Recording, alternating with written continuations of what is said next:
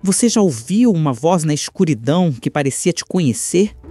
Não um som qualquer, mas um chamado que arranha sua alma, que sussurra seu nome com uma intimidade que gela o sangue. Um som que parece vir de um amigo, de um parente, de alguém que você ama, mas que não está lá. Aqui me chamam de Vó da Malu, e hoje eu vou te arrastar para dentro de um pesadelo que não é só um caos. É uma ferida viva. Um grito preso na garganta de quem olhou para o abismo e viu o abismo te chamar pelo nome. Tranque a porta, cubra os espelhos e ouça com o coração na boca, porque essa é a verdadeira história do Pé de Garrafa e do que ele fez com meu sobrinho Jonas. Mas cuidado, essa história não te solta e talvez ele já esteja te ouvindo. O Pé de Garrafa não é só folclore. Ele é a raiva da mata, a vingança de uma terra que o homem cortou, queimou e profanou. Dizem que ele é o guardião das florestas profundas, onde o sol não entra e as árvores sussurram segredos mais velhos que o próprio tempo. Não é bicho, não é gente, não é espírito.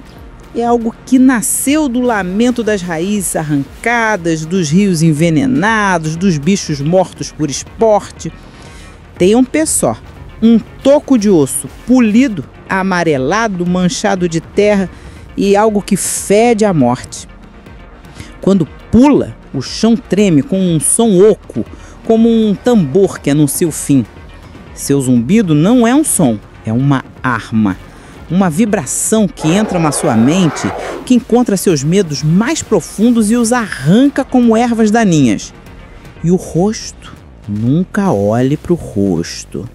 Onde devia haver olhos, há um vazio que pulsa, um buraco que engole a alma de quem o encara. O Jonas não acreditava nisso. Ele era da cidade, um rapaz de pele bronzeada, mãos calejadas, com um facão sempre à cintura e um riso que desafiava o desconhecido. Veio para o interior, para o nosso acampamento de madeira bruta, onde o mato abraça o terreno e a noite engole tudo como uma boca faminta. Ele zombava das histórias dos velhos, das lendas contadas com olhos arregalados. Vó, isso é papo de matuto, dizia com aquele tom de quem acha que o mundo é só o que ele vê. Mas eu avisei, segurei o braço dele, as unhas cravadas. Jonas, o mato aqui tem dono. O Pé de Garrafa não perdoa quem entra sem respeito. Ele veio para cortar madeira, não por necessidade, mas por ganância. Árvores centenárias arrancadas para virar lucro na cidade. Ele e o parceiro, Ricardo, trabalhavam sem parar, derrubando tudo que viam. Jonas achava que a floresta era dele. Pegou o facão, a lanterna e riu quando eu falei do guardião. Relaxa, vó. Se esse Pé de Garrafa aparecer, eu corto ele no meio. Eu encarei ele, o peito apertado. Jonas, tem lugares onde as árvores sabem quem você é antes de você nascer. Onde o chão guarda coisas que vão te quebrar antes de te tocar. Ele riu, sacudiu a cabeça e entrou no mato. O sol estava caindo, sangrando vermelho entre as copas. Jonas caminhou, o facão cortando galhos, a lanterna balançando. A arrogância dele era tão grande que não viu a mata mudar. Não viu as árvores se curvarem quando se cochichassem. Não viu o sol apagar, como uma vela soprada. E então, o silêncio caiu. Não era um silêncio comum. Era um vazio vivo que espremia o peito, que fazia o coração bater errado. Nada de pássaros, vento ou vida. Só um peso que grudava na pele como o suor frio. Jonas parou, o riso sumindo, os olhos arregalados. O medo veio primeiro na respiração, depois nas mãos que apertaram o facão com força. E então ele ouviu um chamado. Jonas! Era a voz de Ricardo, fraca, distante, como se tivesse ferido. Jonas gritou de volta: Ricardo, onde você está? Mas a voz veio de novo, de outro lado, mais fraca, mais estranha. Jonas! Jonas correu, o pânico rasgando o peito. A voz de Ricardo estava em todo lugar e em lugar nenhum. Um coro de ecos que zombava dele. Jonas! O som era familiar, mas agora esticava, se distorcia, como se algo estivesse mastigando as palavras. Ele gritava de volta, a voz falhando, mas a mata engolia cada som como se risse da sua fraqueza. A lanterna cortava a escuridão, mas as árvores pareciam se mover, os galhos se fechando como dedos vivos. Espinhos rasgavam sua pele, galhos agarravam seus pés. O mato parecia pulsar, vivo, querendo ele. Jonas corria, corria e parecia preso no mesmo lugar. O zumbido agora dentro da cabeça. Uma vibração que fazia os dentes rangerem, o sangue pulsar errado. O pé de garrafa não caça com garras ou dentes.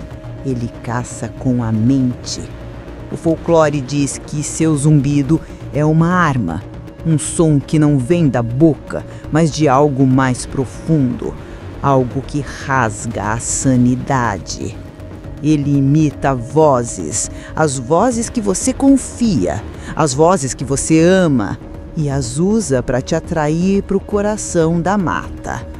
Cada chamado é uma isca, cada eco é uma armadilha. E as pegadas perfeitamente redondas, profundas, como se o fundo de uma garrafa tivesse sido cravado na terra com uma força impossível. Não tem direção, não contam histórias. São um enigma que te faz duvidar do chão que você pisa, que te faz sentir que ele está em todo lugar, te cercando, te esperando. Jonas tropeçou numa clareira lamacenta, o peito ardendo, o gosto de sangue na boca. A lanterna caiu, iluminando o chão, e lá estavam elas, as pegadas, redondas, profundas, impossíveis. Uma trilha que cruzava a clareira, mas não dizia para onde ia. Jonas congelou, o coração martelando. Ele tentou seguir as marcas, mas cada passo parecia levá-lo mais fundo no labirinto da mata. O zumbido voltou, mais forte, como uma agulha fina perfurando o cérebro. Jonas! A voz de Ricardo, agora um guincho torto, vinha de trás, de cima, de dentro. Ele girou, gritando: "Para com isso!" Mas a floresta só ria, o som multiplicando, ecoando, desorientando. E então o cheiro. Não era do mato, era enxofre, carne podre. Um fedor que cheirava a túmulo aberto, a coisas que o tempo enterrou e o homem nunca deveria tocar. O cheiro grudava na garganta, revirava o estômago, fazia Jonas querer vomitar a própria alma. Ele se encostou numa árvore, as mãos trêmulas no facão, os olhos varrendo a escuridão. O zumbido parou. Silêncio. Um silêncio vivo, que tinha olhos, que tinha peso. Ele sentia algo olhando, algo que sabia quem ele era, algo que o julgava. Um galho estalou. Perto, tão perto que o chão tremeu. Ele girou a lanterna, o feixe cortando a sombra. Nada. Mas o cheiro ficou mais forte. O bafo quente roçou sua nuca, como se algo respirasse sem pulmões. Ele ouviu o som. Seco. Oco. Como um osso batendo na terra molhada. Não era passo. Não era pata. Era um pulo. Lento. Deliberado. Como se soubesse que ele não tinha para onde fugir. "Aparece!" gritou a voz quebrada, engolida pela mata. Ele levantou o facão, apontando para o vazio. E então ele viu um vulto, não na luz, mas na borda dela. Uma sombra que não era sombra, que parecia sugar a luz ao redor. Um olho, um único olho, amarelo, sem pálpebras, brilhando com uma inteligência fria, antiga. Jonas sentiu a mente rachar, como se aquele olho tivesse cavando dentro dele, vendo tudo que ele já foi. Não era pequeno. O folclore mente para te dar falsa coragem. O pé de garrafa era imenso, uma massa de pelo negro, viscoso como musgo crescido em ossos mortos. Ombros largos, um braço longo com garras que pareciam raízes vivas. Um chifre torto brotava da testa e onde devia estar o rosto, havia um vazio pulsante, um buraco que se contorcia como um ninho de serpentes escuras. O pé não era garrafa, era osso, um toco polido, amarelado, manchado de terra e algo que cheirava a morte. Equilibrado numa perna só, grossa como um tronco, ele parecia devorar o mundo ao redor. O pé de garrafa levantou o braço, lento, apontando uma garra para o rosto de Jonas. Ele abriu a boca para gritar, mas a coisa foi mais rápida. Do vazio da cabeça veio um zumbido, não um som, mas uma força. Um pulso que vibrava nos ossos, que fazia as árvores gemerem, que fazia o sangue querer explodir pelas narinas. Um zumbido que mostrava coisas impossíveis, rostos sem olhos, mãos que riam, um vazio que cantava.